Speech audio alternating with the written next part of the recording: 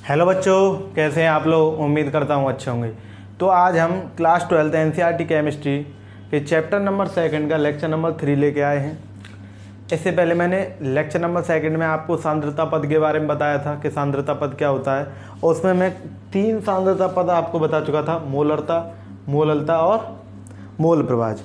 आगे जो बचे हुए सांद्रता पदों को हम डिस्कस करेंगे। अगर आपने इससे पहले लेक्चर नंबर 1 और लेक्चर नंबर 2 नहीं देखा है तो आप जाइए चैनल पर विजिट कीजिए। आइकॉनिक फिजिक्स प्लेलिस्ट मिलेगी आपको क्लास 12 केमिस्ट्री यूपी बोर्ड की, उसमें आप जाएंगे तो आपको विलियन चैप्टर के लेक्चर नंबर 1 और लेक्चर नंबर 2 आपको मिल जाएगा। आप उसको देखें, पहले फर्स्ट को फिर सेकंड को, तब आप इस लेक्चर नंबर 3 को देखें, तब आपको अच्छा समझ में आएगा।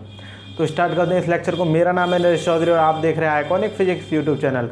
और अगर आप हमारे चैनल पर नए हैं तो चैनल को सब्सक्राइब कीजिए, साथ ही साथ बेल आइकन को भी प्रेस कर लीजिए, जिससे कि नई वीडियो की अपडेट आपको सबसे पहले मिले। और अगर आपको ये वीडियो अच्छी लगे तो वीडियो को लाइक भी ज़रूर करें। तो शुरू करते हैं। देखो, तो 3 हो चुके थे हमारे। चौथी हेडिंग डाल लेंगे नॉर्मलता। नॉर्मलता क्या होती है, देखो आप,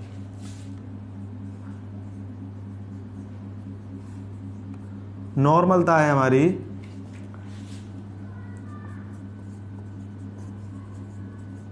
जैसे हमने कोई विलियन ले लिया, ये ठीक है, मान लिया इसका कितना है 1 लीटर आयतन है, ठीक है। नॉर्मलता क्या कहती है, विलेय के ग्राम तुल्यांक, विलेय के ग्राम तुल्यांक बटे में विलयन का आयतन, वो भी किसमें, लीटर में। इसकी जो हमारा मात्रा क्या बन जाएगा, यहाँ लिख रहा हूँ नीचे, ग्राम तुल्यांक अपॉन में लीटर। मात्रा का इसका ग्राम तुल्यांक प्रति लीटर। देखो पहले तुम डेफिनेशन लिख लो, बाद में समझाता हूँ ये ग्राम तुल्यांक का क्या चक्कर है। तो हम लिखेंगे नॉर्मलता की हेडिंग डालेंगे और उसमें लिखेंगे 1 लीटर विलियन में घुले हुए विलेय के कुल ग्राम तुल्यांकों की संख्या को क्या कहते हैं, हम नॉर्मलता कहते हैं। इसे कैपिटल एन से प्रदर्शित करते हैं। इसका मात्रक ग्राम तुल्यांक प्रति लीटर होता है, ठीक है। अब इसी बात को समझ लेते हैं, आओ चलो। विलेय के ग्राम तुल्यांक, विलेय के ग्राम तुल्यांक। तो ग्राम तुल्यांक क्या होता है, ये होता है भार बटे तुल्यांकी भार। क्या होता है, भार बटे तुल्यांकी भार। विलेय के ग्राम तुल्यांक क्या होते हैं, तुल्यांकी भार में कितना भार है। अब आप कहेंगे ये क्या चक्कर बन गया, तुल्यांकी भार क्या है। भार तो समझ गए, 10 ग्राम, 500 ग्राम, 1 किलो, ऐसे करके ये तो भार। अब तुल्यांकी भार का क्या चक्कर है, तो तुल्यांकी भार को समझते हैं। पहले इसको लिख सकते हैं हम ऐसे करके डॉट करके, और ये क्या हो जाएगा, भार को दिखा देंगे हम W से, और तुल्यांकी भार को दिखाएंगे हम E से। यानी कि ग्राम तुल्यांक क्या हो गए, विलेय के ग्राम तुल्यांक W/E। यानी कि विलेय के ग्राम तुल्यांक की जगह क्या रख सकते हैं हम, W/E। तो नॉर्मलता को N बराबर लिखेंगे, इसको क्या लिख देंगे, W/E, और ये क्या है हमारा, V है ये। तो नॉर्मलता का फाइनली फॉर्मूला निकल के आता है N बराबर W/E/V, W/E इंटू V। ये हो गया हमारा नॉर्मलता का फॉर्मूला। इसमें एक बार और लिख दूंगा ये क्या क्या है, फिर बात करेंगे तुल्यांकी भार क्या है। ग्राम तुल्यांक क्या है, भार बटे तुल्यांकी भार। लेकिन तुल्यांकी भार क्या है इसको समझेंगे। अणु भार जितना आसान नहीं होता हमारा तुल्यांकी भार, थोड़ा डिफरेंट है, ठीक है। मिटा रहा हूँ मैं ऊपर से, ठीक। चलो,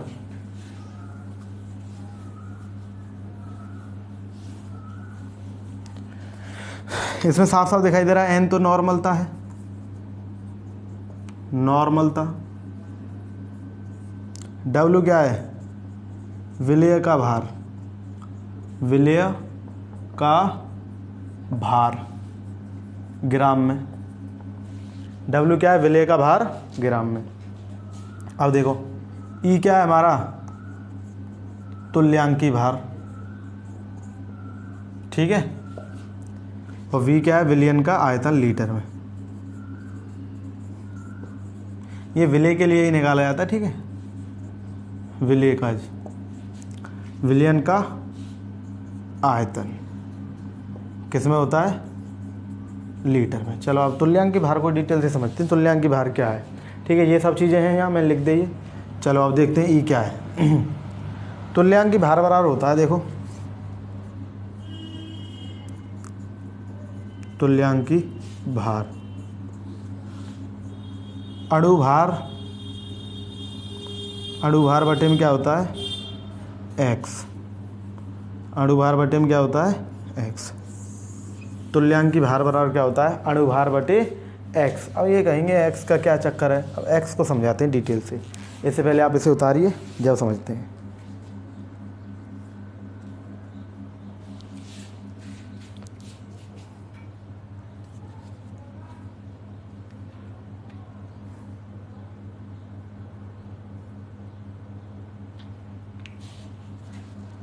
चलो इंक डाल लेंगे मैंने। अब जलवा शुरू करते हैं। एक्स क्या देखो, एक्स क्या दिखाती है यहाँ, एक्स दिखाती है अगर हमारे पास अम्ल दिया हो या क्षार दिया हो या हमारे पास क्या लवण दिया हो, ठीक है, क्या दिया हो अम्ल क्षार लवण। तो एक्स क्या है, अम्ल के लिए H प्लस आयनों की संख्या, कोई भी हमारे पास यौगिक है उसमें H प्लस कितने हैं, वहाँ पे X बराबर रख देंगे हम।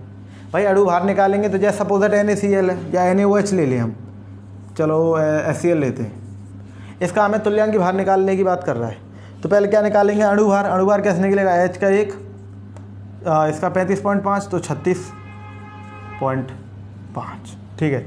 अब X क्या है, अम्ल के लिए क्या देखते हैं H प्लस आयन, तो HCl हमारा एक अम्ल है। अम्ल के लिए क्या देखेंगे इसमें H प्लस आयन, तो तोड़ेंगे तो क्या टूटेगा H plus plus Cl negative. तो कितने H प्लस है इसमें 1, तो X की वैल्यू यहाँ कितनी हो जाएगी 1। तो अणु भार ये निकल आया, X ये निकल आया, तो आसानी से तुल्यांक की भार निकाल लेंगे। बात समझ में आई कि अम्ल के लिए H प्लस देखते हैं, क्षार के लिए OH नेगेटिव देखते हैं कितने OH नेगेटिव है। जैसे मैं NaOH ले लूँ या मैं ले लूँ CaOH का होल थ्राइस ले लूँ, तो ऐसी चीज़ों में हमें OH नेगेटिव देखेंगे, OH नेगेटिव कितना है। लवण में क्या देखते हैं, धनायन पर कुल धनावेश। घबराने की जरूरत नहीं है, न्यूमेरिकल आएंगे तब शांतिपूर्वक बता देंगे क्या चक्कर है, ठीक है। तो X क्या है, अम्ल के लिए H प्लस आयन देखेंगे, नंबर है X क्या है, एक तरीके से नंबर है किसका, H प्लस आयन का, OH नेगेटिव आयन का, और धनायन पर कुल धनावेश का एक नंबर है कि कितने हमारे पास H प्लस हैं या कितने OH हैं या कितने धनायन पर कुल धनावेश है, वो हम यहाँ रखेंगे। अणुभार हम निकाल ही लेंगे ऐसे करके, तो अणुभार रख देंगे और अपॉन में संख्या रख देंगे इनकी, तो आसानी से तुल्यांक की भार आ जाएगा। तुल्यांक की भार को हम नॉर्मलता में आसानी से पुट कर देंगे, कहाँ पर n बराबर क्या हमारे पास W/E/V, यहाँ पे इस तुल्यांक की भार को रख देंगे, सो हमारा नॉर्मलता आसानी से निकल आएगा। इतना कठिन नहीं है, थोड़ा टफ है पर कोई दिक्कत नहीं, समझ जाएंगे आप लोग, ठीक है। उतारो फटाफट, इसको मिटा देता हूँ, स्क्रीनशॉट ले लो स्क्रीनशॉट फटाफट। क्लियर दिखाई दे रहा है एकदम, बहुत बढ़िया।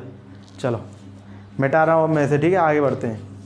हाँ, मैंने आपसे पिछले लेक्चर में कहा था कुछ चीज़ लिखानी है मुझे, क्या गिर गया ये, एक तो लिखानी है मुझे मोलरता के लिए, एक लिखानी है आपको नॉर्मलता के लिए, ठीक है, उसको लिखाते हैं नोट डाल के। चलो मिटा रहा हूँ अब इसे।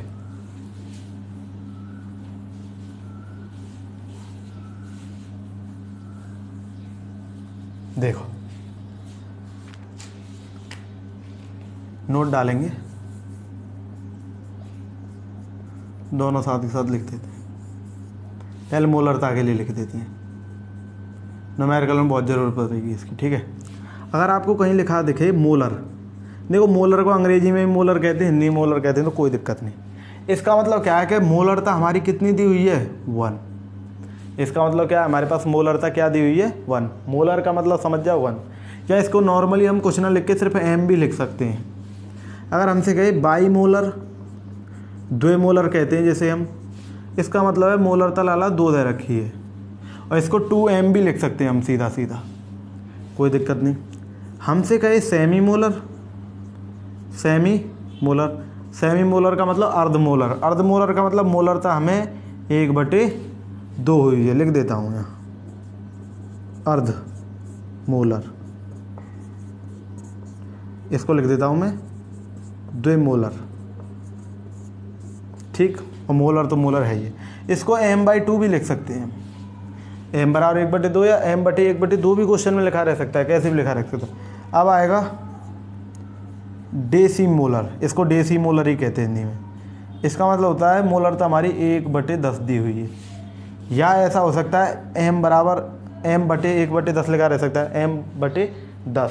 टोटल क्या लिखा रह सकता है क्वेश्चन में, m/10। m/10 का मतलब मोलरता का 1/10 भाग। एक होता है सेंटीमोलर, सेंटीमोलर इसका मतलब है मोलरता हमारी 1/100, 1/100, या इसको ऐसे लिख सकते हैं m/100। इसका मतलब मोलरता का 1/100वां भाग। ये मोलरता में कुछ क्वेश्चनों में न्यूमेरिकलों में ये 2-3 टर्म ज़्यादा यूज किए जाते हैं, एक मोलर, एक बायमोलर यानी द्विमोलर, और एक अर्धमोलर। ये शब्द यूज किए जाते हैं तो बच्चे कन्फ्यूज हो जाते हैं कि इसमें मोलर क्या है, द्विमोलर का मतलब क्या है, अर्धमोलर का मतलब क्या है। तो मैंने लिख दिया, आप इससे न्यूमेरिकल सॉल्व कर पाएंगे। उतारो फटाफट, स्क्रीनशॉट ले लिया करो, सबसे बेस्ट। ठीक है, चलो आगे बढ़ते हैं। अब बात कर लेते हैं हम नॉर्मलता के लिए। ठीक है, नॉर्मलता में भी कोई ज़्यादा अंतर नहीं है, शब्द यही रहेंगे, नॉर्मलता। अगर आपको लिखा रहे नॉर्मल, उसका मतलब है n बराबर नॉर्मलता बराबर 1, या सिर्फ n भी लिखा रख सकता है। लिख रहा हो हमारे पास बाई नॉर्मल, बाई नॉर्मल यानी द्विनॉर्मल, द्विनॉर्मल, तब क्या हो जाएगा, n बराबर 2, या लिख सकते हैं इसको 2n। ठीक है, अब हो जाएगा अर्ध नॉर्मल। अर्ध नॉर्मल का मतलब क्या है, सेमी नॉर्मल कह लो। उसका मतलब क्या है, n बराबर 1/2 या n/2। डेसी नॉर्मल कहेंगे, नॉर्मल। देखो डेसी को डेसी कहते हैं, नॉर्मल को नॉर्मल ही कहेंगे, इसलिए मैं चेंज नहीं कर रहा हूँ। n सेंटी नॉर्मल, वो कुछ ऐसे होगा। ठीक है, ये कुछ टर्म हैं जो न्यूमेरिकलों में यूज होते हैं, उनका हम प्रयोग करेंगे कैसे, जब हमें पता होगा। ठीक है, नहीं तो बच्चे कंफ्यूज हो जाएंगे, ये क्या रहा है न्यूमेरिकल हम पे हो क्यों नहीं रहा है, हो या नहीं। देखो कोई भी न्यूमेरिकल हम पे क्यों नहीं होता है, न्यूमेरिकल किसी भी न्यूमेरिकल, भाई बहुत से बच्चों की प्रॉब्लम रहती है कि सर हम पे न्यूमेरिकल होते नहीं। तो न्यूमेरिकलों का हम पे ना होना, उसके तीन कारण हैं हमारे पास। पहला क्या है कि हमने चैप्टर अच्छी तरीके से नहीं पढ़ा है, हम कॉन्सेप्ट को नहीं समझे हैं। दूसरा कारण कि अगर हमने चैप्टर पढ़ा भी है तो हमने जिस टीचर ने पढ़ाया या जिस किसी ने पढ़ाया उसने पूरी जानकारी नहीं दी आपको। ठीक, और अगर पूरी जानकारी भी है तब भी नहीं हो रहे हैं, उसका मतलब है कि हमारी प्रैक्टिस नहीं है न्यूमेरिकलों की। धीरे धीरे लेवल को हाई स्लो, मतलब छोटा फिर बड़ा फिर और बड़ा, ऐसे करके चलेंगे, प्रैक्टिस करते रहेंगे छोटे लेवल से बड़े लेवल तक, तब हम न्यूमेरिकल आसानी से कर पाएंगे। तो ये 3 कारण हैं न्यूमेरिकलों को नहीं होने। तो दूसरे कारण को और पहले कारण को तो मैंने कंप्लीट कर दिया, कोई दिक्कत नहीं। आप पहले कारण को आप करेंगे, दूसरा मैंने कंप्लीट कर दिया। पहले कारण क्या है कि आप अच्छी तरीके से पूरे चैप्टर पढ़ेंगे, दूसरा मैंने आपको जानकारी दे रहा हूँ जितनी हो सकती है, कंप्लीट करने की कोशिश कर रहा हूँ। और तीसरी भी आप ही कर सकते हैं, प्रैक्टिस करेंगे खुद, छोटे स्तर से चलेंगे और बड़े स्तर तक। ठीक है, मैं डाल दूँ अब इसको। चलो अब बात कर लेते हैं आयतन प्रसन्नता की।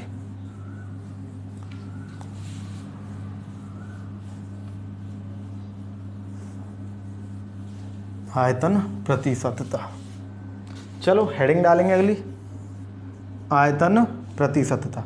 तो देखो आयतन प्रतिशतता क्या होती है हमारी,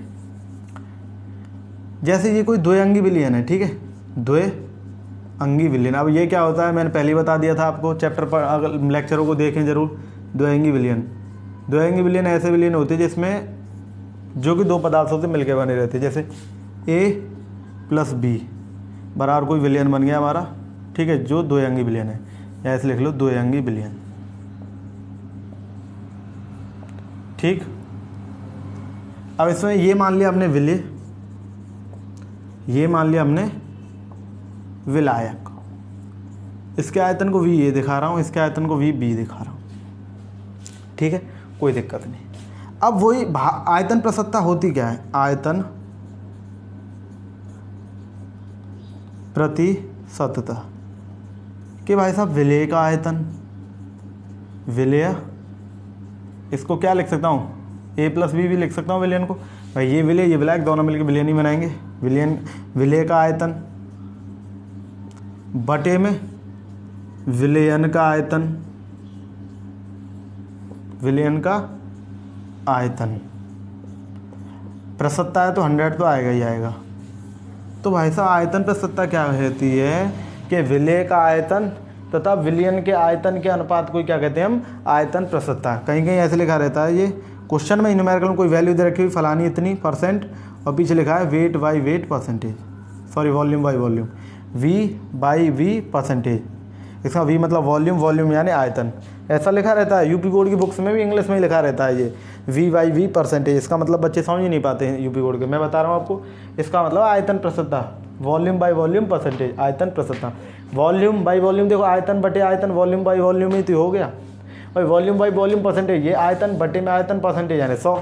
तो वॉल्यूम बाई वॉल्यूम परसेंटेज का मतलब है आयतन प्रसत्ता। विलय का आयतन कितना है बटे विलयन का आयतन कितना है, गुणा कर दो 100 से, क्या निकल जाएगा हमारा, आयतन प्रसत्ता निकल जाएगा। बहुत ही आसान है, इसको ऐसे लिख देंगे वेट बाई वेट परसेंटेज, इसको लिखेंगे वी ए और अपॉन में V A plus V B into 100%। तो ये बन गया आपका फॉर्मूला जिसको हमें न्यूमेरिकल्स में यूज करना है। ये चैप्टर बहुत अच्छा चैप्टर है।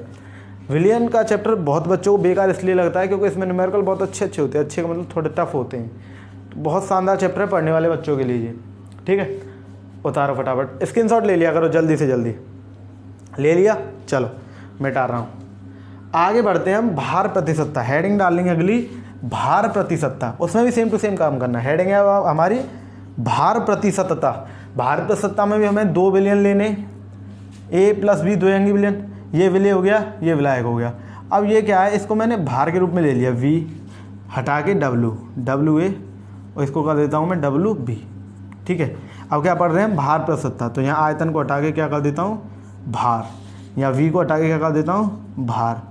ये भार प्रतिशतता यानी कि वेट बाई वेट परसेंटेज, भार प्रतिशतता। यानी विलय का क्या लेना है अब हमें, भार का मतलब द्रव्यमान से, ये ठीक है। केमिस्ट्री में यानी रसायन विज्ञान में भार द्रव्यमान में कोई अंतर नहीं है, लेकिन फिजिक्स में बहुत सारा अंतर हो जाता है द्रव्यमान और भार में। तो केमिस्ट्री में कोई दिक्कत वाली बात है ही नहीं है, ठीक है। ये क्या हो गया, विलय का भार बटे विलयन का भार, भार तो इसलिए कह देते हैं वेट बाई वेट परसेंटेज। तो गुणा 100 से कर देंगे तो परसेंटेज अपने आप पता चल जाएगा हमें। यानी विलय के भार तथा विलयन के भार के अनुपात को क्या कह देते हैं हम, भार प्रतिशतता कहते हैं। इसको लिखते हैं ऐसे करके, वेट बाई वेट परसेंटेज। यहाँ क्या होगा, डब्लू ए, यहाँ क्या होगा डब्लू ए, यहाँ क्या होगा डब्लू बी। तो ये आपका फॉर्मूला बन जाएगा भार प्रतिशतता का। क्लियर, बहुत आसान है। विलय का भार निकाल लो, फिर बटे विलयन का भार, क्वेश्चन में दिया होगा ये तो, और दोनों का डिवाइड कर दो, हो गया काम हमारा। गुणा कर दो 100 से तो हमारी परसेंटेज भी निकल जाएगी। क्लियर, बहुत अच्छा। मैं टाल रहा हूँ अब इसे। अब बात कर लेते हैं भार आयतन प्रतिशतता। ये थोड़ा अच्छा टॉपिक है, इस पर न्यूमेरिकल ज़्यादा अच्छे बनते हैं इसकी तुलना में। तो मान लिया ये क्या हमारा कोई द्विअंगी विलयन है जिसके भार कितने, डब्लू ए डब्लू बी, आयतन कितना है वी ए वी बी। अब क्या निकाल लें हम, भार आयतन प्रतिशतता। क्या, भार आयतन प्रतिशतता। ये क्या होती है, इसको लिखते हैं वेट बाई वॉल्यूम परसेंटेज। क्या लिखते हैं इसको, वेट बाई वॉल्यूम परसेंटेज। इसमें क्या होता है, विलय का भार तथा विलयन के आयतन के अनुपात को क्या कह देते थे हम, भार आयतन प्रतिशतता कहते हैं। विलय के भार तथा विलयन के आयतन के अनुपात को भार प्रतिशतता कहते हैं। यहाँ 100 से मल्टीप्लाई कर देंगे तो प्रतिशतता अपने आप निकल आएगी। तो इसको लिखने का तरीका क्या होता है, विलय का भार, ए को क्या माना है मैं विलय, तो विलय का भार क्या लिखेंगे डब्ल्यू ए बटे विलयन का आयतन। विलयन का आयतन है इसका आयतन, विलय का आयतन प्लस विलायक का आयतन क्या हो जाएगा, विलयन का आयतन। तो ये हो गया हमारा भार आयतन प्रतिशतता। न्यूमेरिकल ज़्यादातर इसी पे बनते हैं, उन पे कम बनते हैं, इसी पे ज़्यादा न्यूमेरिकल बनते हैं। बहुत ही 3 स्टार लगा देते हैं, ज़्यादा इंपॉर्टेंट है, ठीक है। बहुत आसान है। विलय का भार बटे विलयन के आयतन के अनुपात को क्या कह देते हैं हम, भार आयतन प्रतिशतता कहते हैं। बहुत आसान। अब पीपीएम पीपीबी को समझ लेते हैं, मोलरता को नहीं बताएंगे, मोलरता हमारे सिलेबस में दूर दूर तक कहीं नहीं है, ठीक है। दोनों को साथ साथ समझ लेते हैं आप।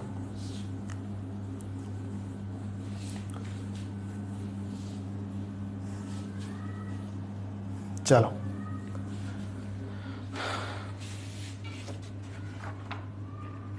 देखो, बहुत बढ़िया। पीपीएम इसको कहते हैं हम पार्ट्स पर मिलियन, हिंदी में भी पार्ट्स पर मिलियन ही लिखा रहता है और ज़्यादा, हाँ एनसीईआरटी में भी पार्ट्स पर मिलियन ही लिखा हुआ है, लेकिन इसकी शुद्ध हिंदी बहुत खतरनाक है, मुझे याद नहीं है। एक होता है पीपीबी, ये होता है पार्ट्स पर बिलियन। यूट्यूब पे बहुत सुना होगा आपने, मिलियन सब्सक्राइबर, बिलियन सब्सक्राइबर, वही चक्कर है। मिलियन का मतलब होता है 10⁻6, बिलियन का मतलब रहता है 10⁻9। एक बिलियन में 10⁻6 होते हैं और एक मिलियन में 10⁻6, एक बिलियन में 10⁻9। आओ देखो, पीपीएम बराबर होता है विलय का भार बटे विलियन का भार और गुणा में 10⁻6, ख़त्म पीपीएम। इसमें क्या होता है पीपीबी में, पीपीबी विलय का भार बटे में विलियन का भार और मल्टीप्लाई बाई 10⁻9, ये आ गया हमारा पीपीबी। बस ये कुछ चीज़ें थी हमारी सांद्रता पर, यानी कि इन 9 चीज़ों को मिला के हम समझ पाते हैं कि सांद्रता क्या होती है। न्यूमेरिकलों को इन 9 की सहायता से हम अच्छे न्यूमेरिकल करेंगे। एनसीईआरटी में बहुत ही अच्छे न्यूमेरिकल हैं, सभी न्यूमेरिकलों को बड़े ही ध्यान से समझेंगे, बहुत ही अच्छे न्यूमेरिकल हैं और एग्जाम में पूछे भी जाते हैं और कंपटीशन एग्जाम में भी पूछे जाते हैं। जैसे आप IIT नीट तैयारी करो तो वहाँ पर भी ये बहुत पूछे जाते हैं ऐसे न्यूमेरिकल। तो आप सभी से एक रिक्वेस्ट है, चैनल को सब्सक्राइब करें, साथ ही साथ बेल आइकन को भी प्रेस कर लें। और वीडियो अगर अच्छी लगी हो, थोड़ी जानकारी की चीज़ें आपको लगी हो इस वीडियो में, तो वीडियो को लाइक भी कर दें और तब तक के लिए पढ़ाई करते रहें। All the very best.